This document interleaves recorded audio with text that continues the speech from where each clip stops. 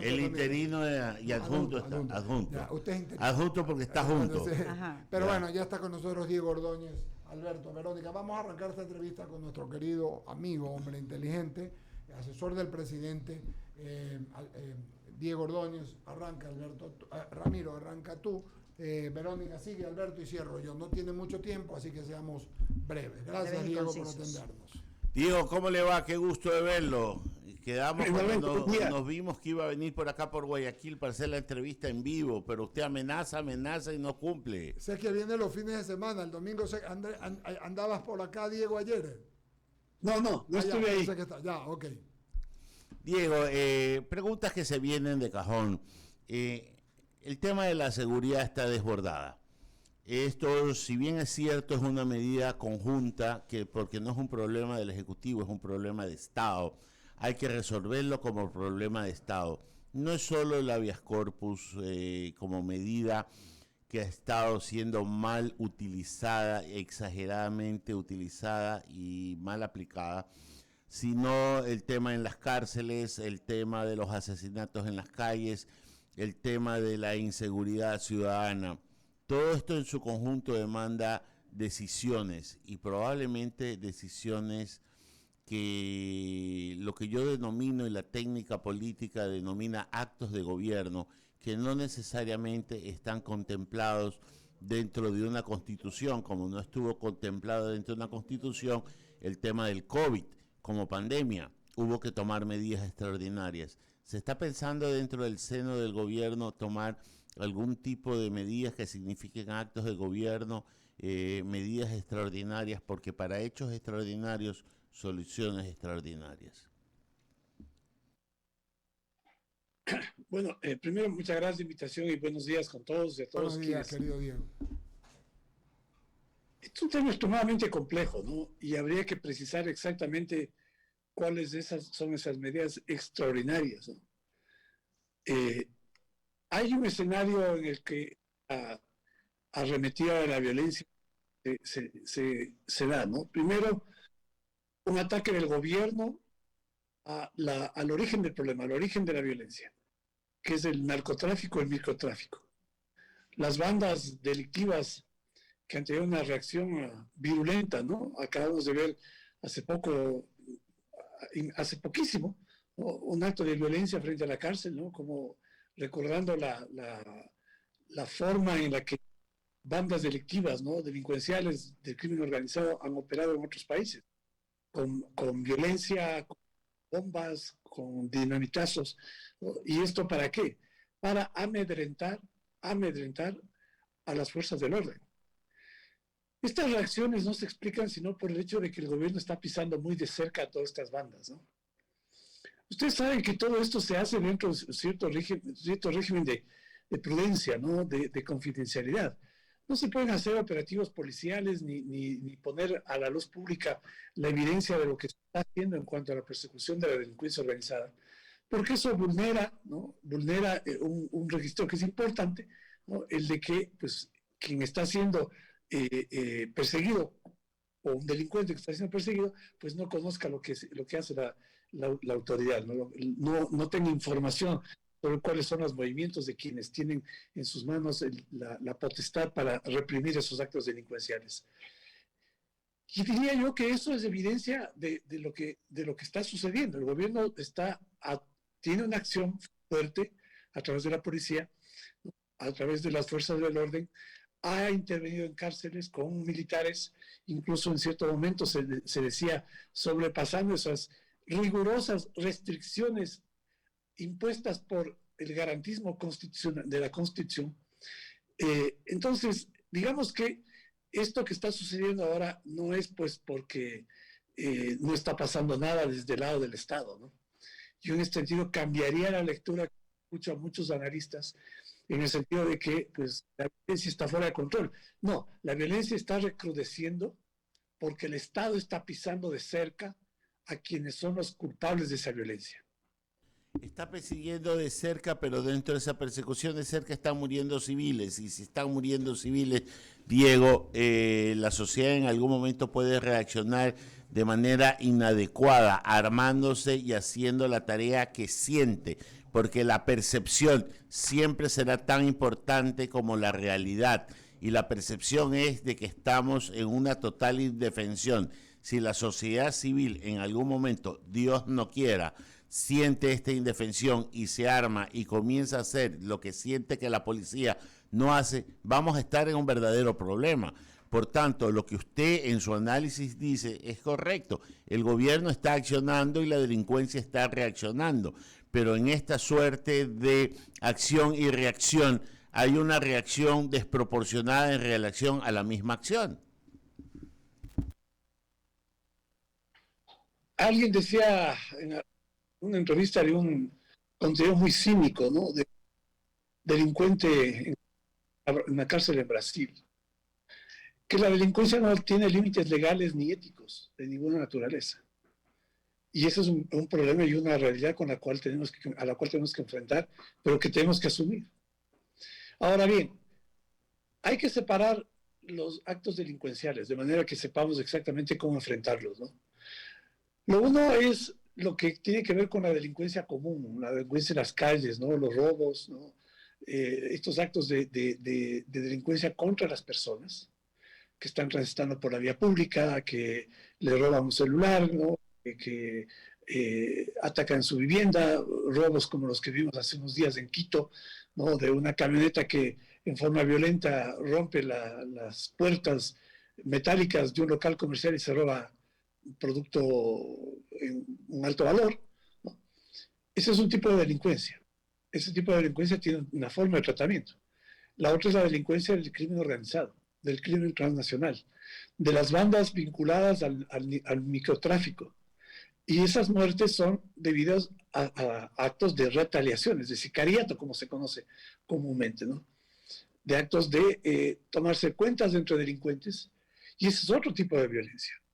Y frente a ese otro tipo de violencia, hay otro tipo de estrategia desde el Estado, desde la policía, desde las fuerzas del orden. Entonces, me parece que es muy importante, ¿no?, separar eso. Yo sé que esto es complejo. Yo sé que esto es complejo porque todos sentimos, ¿no?, como que por esta acumulación de hechos, ¿no?, y digamos, porque además los noticieros se llenan de todo esto, ¿no?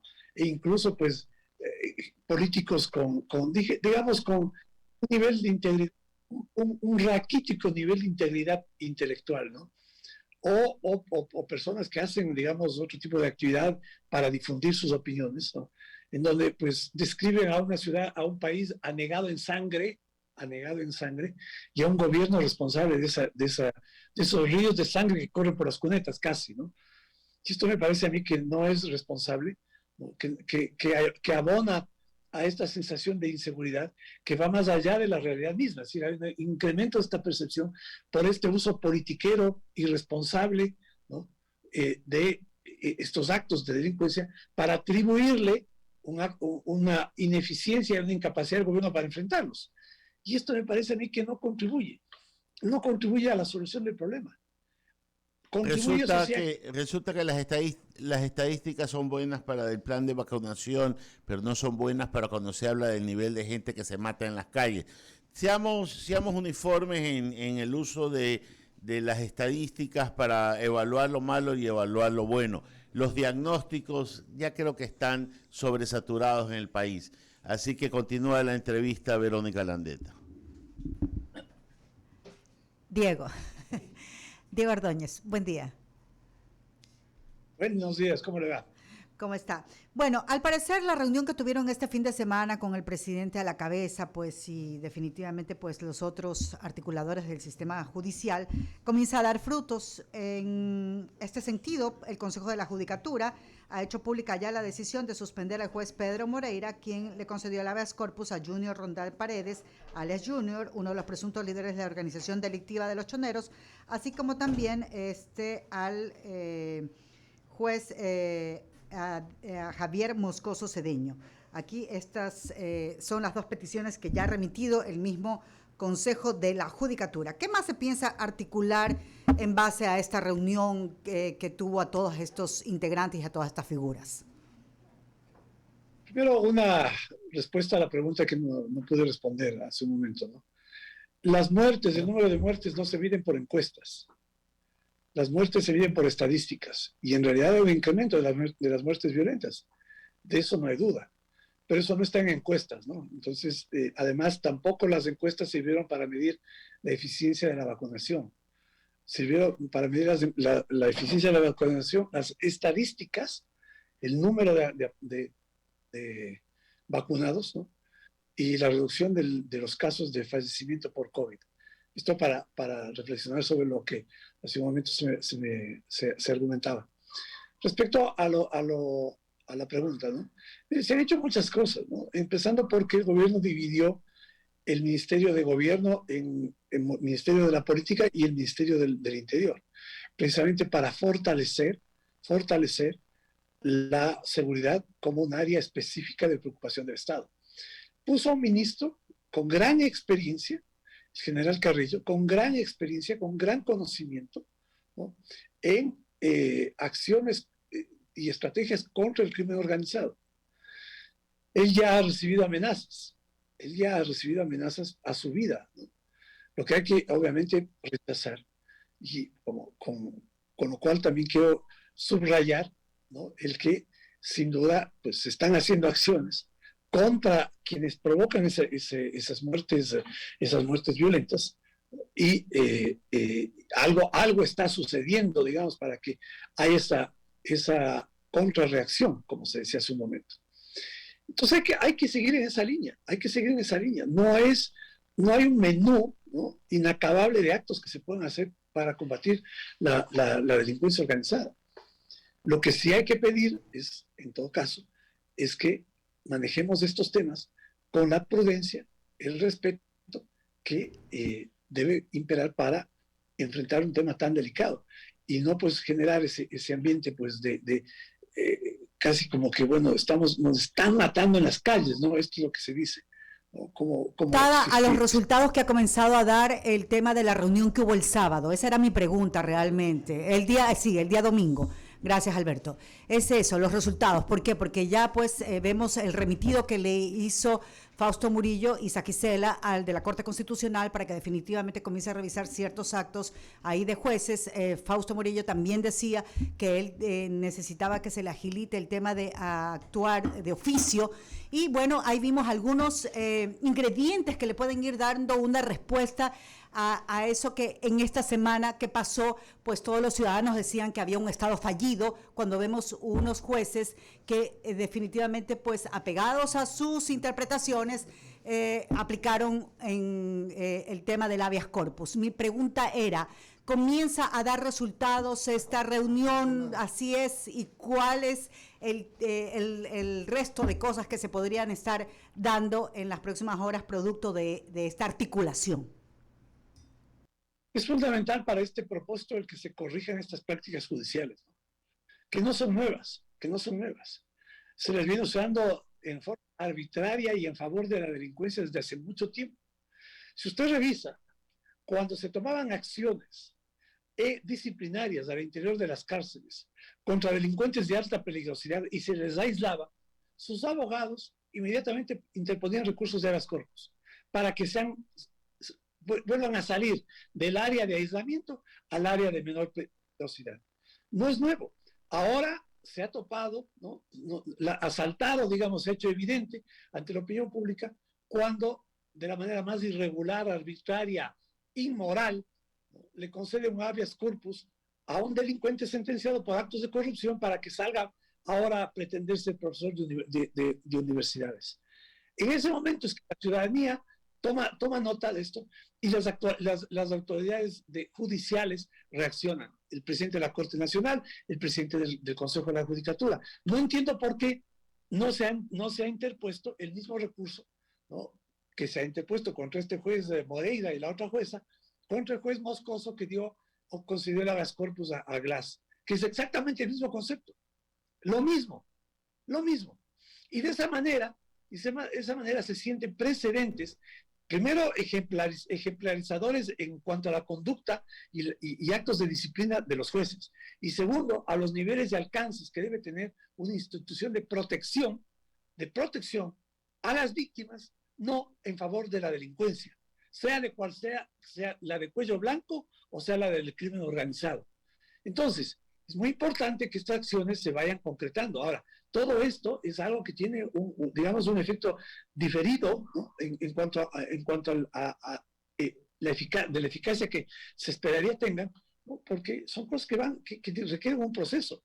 Sin duda se ha dado un paso muy importante, el primero y fundamental, que el presidente nuevamente convoca al resto de autoridades de las funciones del Estado a que cada uno de ellos, para que cada uno de ellos asuma la responsabilidad que le corresponde y no se pretenda que sea el presidente de la República el que se convierta en juez, ¿no? En Consejo de la Judicatura, en Fiscalía y en Presidente de la República, porque a veces tengo la sensación de que eso es lo que se está esperando, ¿no? De que el presidente sea lo que Correa decía que era un presidente, el jefe de todas las funciones del Estado. Y aquí hay límites constitucionales, límites legales que hay que respetar, y dentro de esos límites exigir que cada autoridad cumpla con la responsabilidad que tiene para coadyuvar en lo que le corresponde al combate a la delincuencia y a la inseguridad. Bueno, solamente para complementar, Diego, gracias, le doy la posta a mi compañero. Sí, en estos últimos minutos se hizo extensivo o se amplió la información de que sí se investigará y aplicará acciones en contra de las actuaciones de los jueces Diego Moscoso y Pedro Moreira. Así lo ha confirmado la CNJ. Diego, bienvenido. La verdad es que escuchándote, lo que me salta la duda es, si no sabe usted por qué es que no han hecho lo mismo con el juez Moscoso, imagínense nosotros que somos ciudadanos, usted es parte del gobierno. O sea, lo que sí le puedo decir es que hay una percepción muy fuerte en la ciudadanía de que existe en el gobierno una dejadez o falta de liderazgo o en un momento dado hay una percepción de inseguridad muy fuerte. Y la pregunta es, ¿qué está haciendo el gobierno para reflexionar justamente o cambiar esta percepción para que justamente pues se tomen acciones que cambien, digamos, el camino a seguir? No sé si eso se está haciendo. Usted es consejero presidencial y pues obviamente el presidente, que ha sido un líder toda su vida, creo que debe escuchar a todo el resto de gente y pues obviamente la ciudadanía le pide pues acciones. Y la pregunta es, digo, ¿qué es lo que está haciendo internamente el gobierno para cambiar esa percepción? A ver, es muy importante que tratemos de reemplazar esas percepciones por las realidades, ¿no? Fíjese lo que sucede el día de ayer. Debe ser el presidente de la República quien convoca a las otras funciones del Estado para pedirles que hagan lo que hicieron el día de ayer. ¿Por qué no lo hicieron antes? Con esto, para insistir en que el presidente de la República es jefe de la función ejecutiva, jefe de Estado, en sentido de representación del Estado. Pero hay una Corte, hay un Consejo de la Judicatura que tiene responsabilidad, hay una Asamblea que tiene responsabilidad y que sigue embarcada en un barullo politiquero que avergüenza y que de ahí no sale absolutamente nada que sirva para combatir la delincuencia y el crimen organizado. Entonces, a veces esto, usted lo acaba de decir, ¿no? El presidente de la República ha sido un líder toda su vida. Y de hecho su liderazgo le ha llevado a la situación en la que está, en su vida personal, en su vida profesional, en su vida política. Pero no hay que confundir liderazgo, ¿no? Con dar órdenes, ¿no? Porque eso pues pasaba hace algunos años, hace 5 años, 6 años, pasaba en el país cada sábado. Y entonces todo el mundo decía, bueno, aquí las cosas se mueven porque hay un tipo que le dice al fiscal que haga, al juez que haga. Pues los jueces tienen su responsabilidad, tienen su competencia. Los fiscales la propia. ¿Qué le corresponde al gobierno? Al gobierno le corresponde tener un Ministerio del Interior, tener una policía articulada, tener una policía armada, tener una policía que esté haciendo su trabajo, tener actos de cooperación con organismos internacionales de la lucha contra el narcotráfico, ¿no? Eso es lo que le corresponde hacer. En el caso del juez Moscoso, ¿cuál fue el planteamiento que hizo el presidente del Consejo de la Judicatura? Que no podía iniciar ninguna acción por propia iniciativa. ¿Pero cómo no puede iniciarse una acción por propia iniciativa desde el Consejo de la Judicatura? Para sancionar o evaluar por lo menos la conducta de este juez de mando alto. Entonces, mire, insisto, ¿no? Hay cosas que se están haciendo, cosas que se hacen. La reacción viene hay una acción y una reacción, sin duda. Hay una acción del gobierno contra el crimen organizado, hay una reacción del crimen organizado contra la sociedad. Se trabaja en las cárceles, se trabaja en la calle, porque hay una conexión muy cercana entre lo que sucede dentro de las cárceles y lo que sucede en las calles. Y eso es lo que le corresponde hacer al gobierno en cuanto al combate a la inseguridad. Correcto. Fortalecer Diego, el presidente, una, nuevos miembros de la Policía Nacional. Bueno, todo eso es lo que le corresponde hacer. Ahora, durante 15 años, ¿no?, hubo, digamos, un modus vivendi del crimen organizado con el gobierno, porque no pasaba lo que está pasando ahora. No es que esto es de generación espontánea, esto estaba ahí porque había un modus vivendi entre las fuerzas delincuenciales y el gobierno de la época. Hay una tolerancia con el narcotráfico. Las fronteras eran porosas. Se desmontó todo mecanismo de control. A este gobierno, durante el gobierno de Moreno no pasó nada. Eso fue tierra de nadie. Bueno, nos toca reconstruir eso. Ahora, eso no se reconstruye de la noche a la mañana, ¿no? Esa es la verdad. Y, bueno, nos corresponde a todos, ¿no?, objetivamente hablando, señalar esto como una realidad. Y obviamente, frente a eso, las acciones que el gobierno está haciendo, pues las está haciendo con fuerza, con convicción, y por eso la reacción, por eso estos actos, ¿no?, estos atentados, ¿no?, que hay que perseguir, que hay que obviamente investigar, sancionar, pero claro, sin duda reflejan que pues hay una acción de fuerza del gobierno y esa reacción del crimen organizado. correcto, Diego. La verdad es que escuchándolo así tiene muchísimo sentido lo que nos dice. Lo que le voy a preguntar ahora es, justamente se habla muchísimo de que habían pactos, bla, bla, bla, bla. Y lo que sí es cierto es cómo es posible que el gobierno no se entere de las acciones que están pasando con ciertos individuos, o sea, Jorge Glass, etcétera, etcétera. Eso es parte de una ingenuidad del gobierno de ser muy demócratas en un país en que efectivamente la gente pues actúa de una manera que no es la correcta, pues quieren por la ley del más fuerte llegar al poder. La pregunta es, ¿al gobierno le hace falta malicia? ¿Le hace falta un poquito más de experiencia? Glass intentó 4 veces la misma acción. 4 veces. No lo obtuvo. Por 2 motivos. No lo obtuvo porque obviamente el gobierno tenía la respuesta y había jueces que decidieron no aceptarle. ¿Cómo consigue este habeas corpus?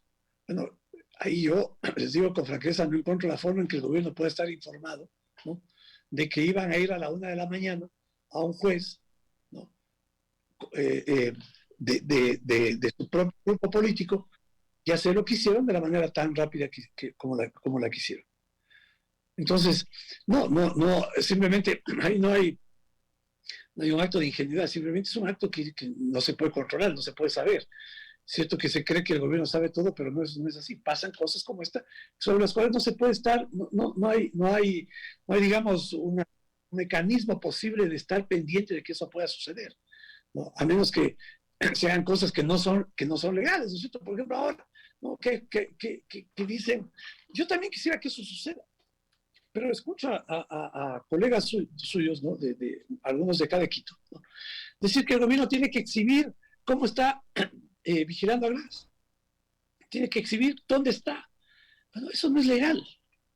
Eso no es legal. No se puede hacer. Yo también quisiera que se haga eso, pero no puedo decir que se haga eso porque sé que no se puede.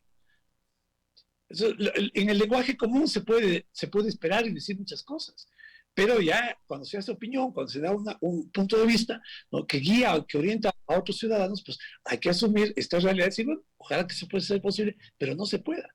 ¿Y qué dicen? Como no señalan o no ponen en evidencia, más o menos no ponen con una cámara de gran hermano, ¿dónde está Glass? La evidencia del pacto, ahí está la evidencia del acuerdo. Esto no es serio. Con el debido respeto les digo a todos quienes hacen opinión y plantean estos temas, esto no es serio. Yo veo que ahí no hay seriedad en el análisis. Diego, buenos días. Una vez más, gusto de saludarte. Usted es el asesor presidencial y yo sé de su inteligencia y de su capacidad de operación, y yo lo conozco bien. Hay un camino que yo veo, yo siento, yo percibo y lo he ido como empatando, como poniendo cuando uno pone los legos o cuando va construyendo bloques y poniéndole cemento. El tema es que está urdido un camino para que las cosas se sientan con desazón, con desilusión, con problemas, con delincuencia común. O sea, todo está como urdido, como amarrado. O sea, es demasiado perfecto. Pasa un día una cosa, pasa otro día otra. Dese cuenta, ¿no? Entonces, yo me doy cuenta que aquí hay una estrategia de desestabilización. Una estrategia, pero también de buscar en la gente desánimo, de buscar en la gente decir, mira, me siento traicionado, el gobierno me ha traicionado. El otro día Alberto Quintana hablaba de esto y yo entiendo que el principal problema aquí no es el gobierno, es el Ecuador. Se trata de que al Ecuador le vaya bien, de que el Ecuador mejore y tenga mejores días. En ese camino que estoy diciendo y que vamos a comenzarlo a hacer, porque yo entiendo que el pesimismo es algo que es como una onda, no se expande, como el positivismo, ¿no? Se expande y todo el mundo. Ok, en ese camino, la consulta popular es realmente el objetivo que nos dijo el presidente hace 6 semanas o 7 semanas y que luego de 3 semanas, hace un mes, el ministro entonces flamante del Interior y con Eduardo Bonilla que estaban en la gobernación nos dijeron las preguntas las tendremos hasta la primera semana de mayo o porque ya se está hablando de, es más bien un acuerdo nacional. ¿Por qué digo la consulta? Digo porque en la consulta podríamos poner una pregunta muy sencilla. ¿Quiere usted que se evalúe a todos esos jueces que fueron, tienen 2000 y pico, que vienen de un periodo en que no fue muy claras las cosas? ¿Se pueden concretar cosas? ¿Quiere mejorar la seguridad? O sea, los ciudadanos podrían manifestarse. ¿Es eso, Diego, o es esta que veo por allí, este acuerdo nacional? Para contestar, Eduardo, buenos días. Gusto de saludarlo. Esta última experiencia, ¿no? En la consulta del 2017 ya se puso una disposición, una pregunta en ese sentido. Se evaluó. La Judicatura evaluó a los jueces de la Corte Nacional. Sí, señor. Y fruto de la evaluación salieron varios jueces. Sí, ¿Qué señor. hicieron los jueces? Interpusieron recursos de amparo, lograron que lo restituyan. Lo restituyan y costó al Estado alrededor de $7 millones indemnizables. Es verdad. Bueno, eso fue lo que sucedió. Entonces, mi pregunta es, bueno, vamos a otra pregunta igual, ¿qué va a pasar después? Claro. ¿Qué va? Entonces, mira, Eduardo, a ver, primero, yo quisiera desagregar en varios temas lo que acabas de preguntar. Lo primero, la sensación de pesimismo, ¿no? Mire, yo creo que ahorita, y yo les convoco a hacer un análisis a partir de las evaluaciones que se están haciendo sobre la opinión pública, ¿no? Y hay digamos, una distancia entre la sensación de quienes están acá en la opinión y la gente común. La gente común no pierde la esperanza. Los ciudadanos de a pie no han perdido el optimismo. No es que están saltando de dicha, ¿no? No es que están, bueno, no. Pero no viven esa sensación de pesimismo que en un nivel, digamos, elitario se quiere señalar o se quiere imprimir como que fuese la realidad. La gente en la calle, ¿no? siente que hay un país que está recuperando. La gente la que está preocupada de su economía, obviamente también de la inseguridad, particularmente en la provincia de Guayas y particularmente en la ciudad de Guayaquil. Pero el resto del país, sí, hay preocupaciones sobre otros temas, sobre el empleo. La situación del país está mejorando económicamente, ¿no? Esto tiene que ver con el liderazgo del presidente de la República. La economía está creciendo, ¿no? Los puestos de trabajo se están recuperando, ¿no? Hay expectativa de empresarios, de inversionistas para invertir en el Ecuador. Estamos hablando de contratos de $5,000 millones ya firmados. Hay expectativa con los viajes que el presidente de la República hace en Chile, hace en Uruguay, hace en Argentina, las visitas que ha hecho últimamente. Ahora va a Israel, ¿no? Entonces, ¿qué quiero decir con esto, ¿no? ¿Qué quiero decir con esto?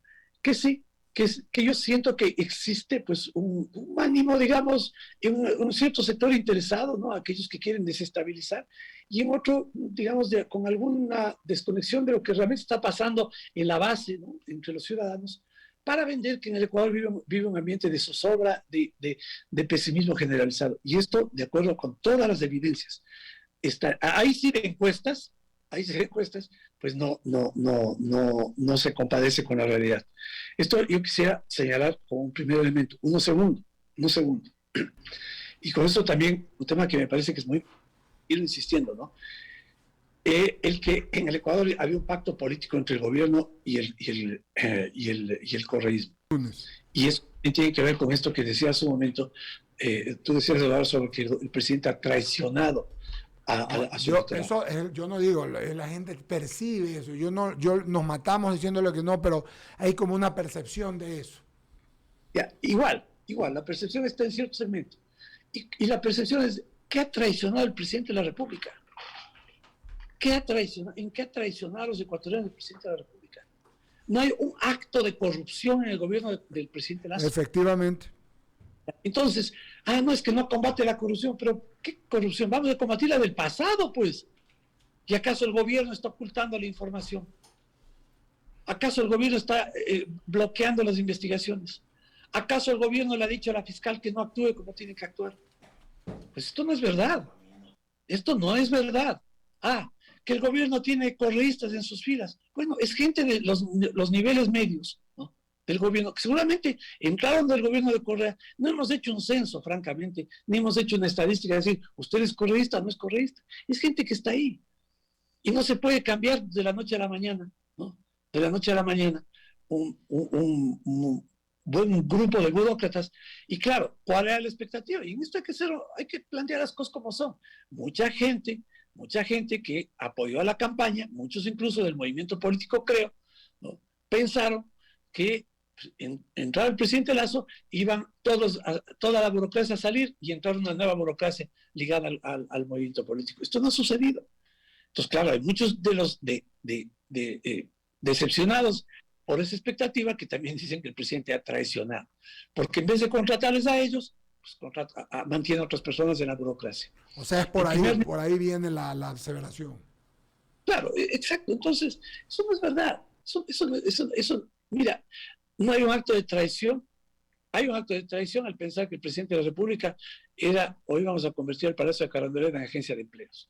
No, eso no va a pasar. Eso no es moral, eso no es ético. El primer nivel, el segundo nivel, el tercer nivel de gobierno es gente del presidente de la República. Él tiene un gabinete de gente que está comprometida con el proyecto político. No hay ahí correístas, ¿no? Hay gente que yo recibo, mira, 1 o 2 veces por cada 15 días insinuaciones, ¿no? De gentes que trabajaron en la campaña diciendo que el presidente tiene que sacar a tal ministra porque tenemos que poner a un hombre consecuente. Y me ponen cualquier nombre, ¿no? Yo le respondo, la ministra de Educación es una extraordinaria ministra. Extraordinaria ministra. Lo es. Sí, señor. Entonces, segundo elemento por el cual estoy señalando que esto de que el presidente nos traicionó es puro prejuicio y a veces malintencionado, ¿no? Tercero. A ver, entonces el presidente subió impuestos, ¿no? Y dijo que no nos iba a subir los impuestos. Sí, es verdad, dijo que no iba a subir los impuestos. Y él explicó. Una cosa es cuando tú compras una empresa, ¿no? para asimilarlo en lo que fuere posible. Y luego haces un due diligence de esa empresa y te das cuenta que tienes lo que se llama pasivos ocultos. Bueno, hay que tomar alguna medida. ¿Qué ha logrado el presidente con eso?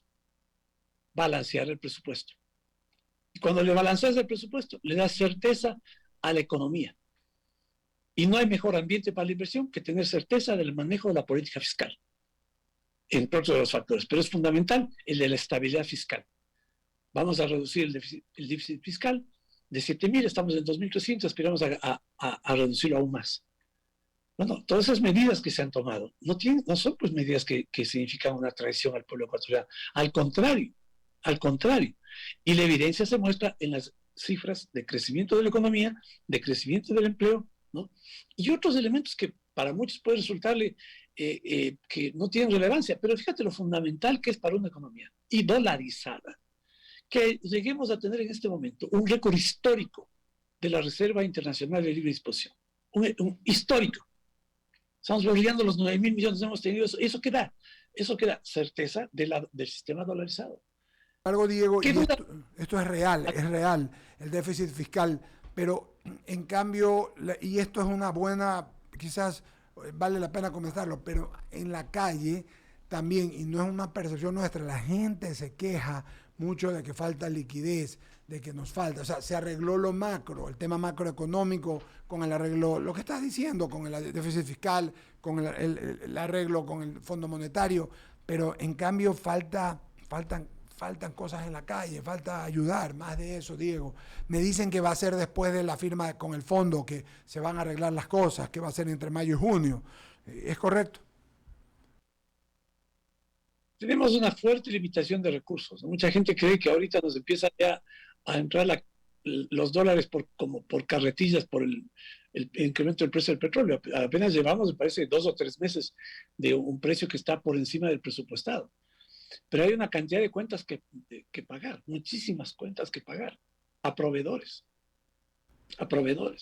al Seguro Social. Bueno, ¿qué le ha pedido el presidente de la República al ministro de Economía? Que afinando el lápiz, ¿no?, señale exactamente qué valores podemos pagar. Ahora, el gobierno hizo un incremento del salario mínimo vital. Eso le dio a los ecuatorianos un mayor nivel, elevó de alguna forma, más allá del índice de inflación, su capacidad de compra, ¿no? Hay, digamos, entonces por ese lado un incremento de capacidad de gasto en los ciudadanos. Lo otro es, bueno, cuando tengamos fíjate, un detalle muy importante, no sé si le ha comentado, no, yo no lo he leído. Yo estuve presente en una conversación que el presidente de la República tuvo con la directora gerente del Fondo Monetario Internacional. Uh-huh. ¿No? Y claro, el Fondo Monetario, ¿no?, le pese a la izquierda prehistórica que tiene este país, aunque le pese, es un organismo fundamental en términos de dar credibilidad a el manejo fiscal y a la economía ecuatoriana. Y la directora gerente, pues le dijo que van a poner ya a consideración del próximo directorio la aprobación de la evaluación que se ha hecho sobre el desempeño de la economía en el Ecuador. Esto es una gran noticia. ¿Por qué? Primero porque da cuenta, pues, de que el manejo de la economía, el manejo de fiscal está siendo responsable, ¿no? Segundo, eso nos da espacios para atender de mejor forma proyectos que han estado represados, ¿no?, que pues no ha habido el suficiente flujo de recursos para poder atender, entre otros, vialidad. Entonces hay un gran proyecto en cuanto a vialidad en lo que corresponde al financiamiento del Estado. Hay también un proyecto, el proyecto que es fundamental en términos del presente y el largo plazo del Ecuador, que es el de combatir la desnutrición infantil, que son temas fundamentales, ¿no?, que no es populismo, Bueno, y este tipo de medidas que requieren financiamiento son aquellas que el gobierno va a atender, y está atendiendo.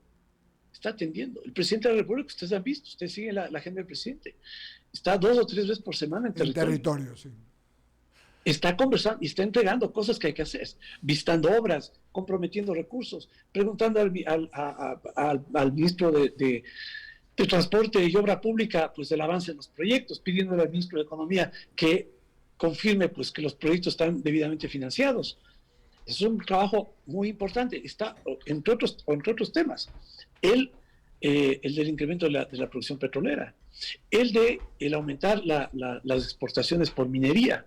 El presidente tiene un trabajo con lo que llama él el gabinete minero, que incluye a alcaldes y prefectos de las provincias y de las ciudades en donde hay explotación minera, para coordinar el trabajo de los gobiernos locales con el gobierno nacional, con el Ministerio de Ambiente y con el Viceministerio de Minería. De manera que hay un trabajo compartido que precautele la explotación minera con estándares de preservación y conservación ambiental. Diego, bueno, sí. todo esto en lo que corresponde hacer a mejorar las condiciones de vida de los ecuatorianos. A la par el trabajo sobre seguridad. No es un tema sencillo, no es un tema sencillo. He hecho este paneo, me disculpan haberme extendido un poquito, para simplemente hacerles notar a ustedes, ¿no?, que para todo esto es fundamental liderazgo, ¿no? Y el liderazgo es hacer que las cosas pasen, hacer que los hechos se vayan suscitando, no dar órdenes, no imponerse, no es necesariamente eso de lo que a veces consideramos autoridad, que es un exceso, un poquito de autoritarismo, como alguien le sugirió al presidente, debía comportarse, ¿no?, un poquito autoritario. No compatibiliza con el modelo de liderazgo que tiene el presidente de la República. Mi querido Diego, sí, final, lo escuchaba finalmente, te escuchaba finalmente. No, es decir, que con lo que estoy explicando ahorita, ¿no?, obviamente hay problemas, hay debilidades, hay cosas que corregir, hay temas sobre los cuales debemos tener mucha más atención, precaución, pero trato de establecer con esto, ¿no?, que hay muchas más razones para estar optimista, ¿no?, que para ser pesimista, y peor aún para sembrar pesimismo. Querido Diego, agradecerte tu gentileza y su amabilidad. Estaremos viéndonos pronto, Dios mediante. Gracias por siempre contestar, por estar y dar la cara. Un gran abrazo. Buenos días. Buenos días.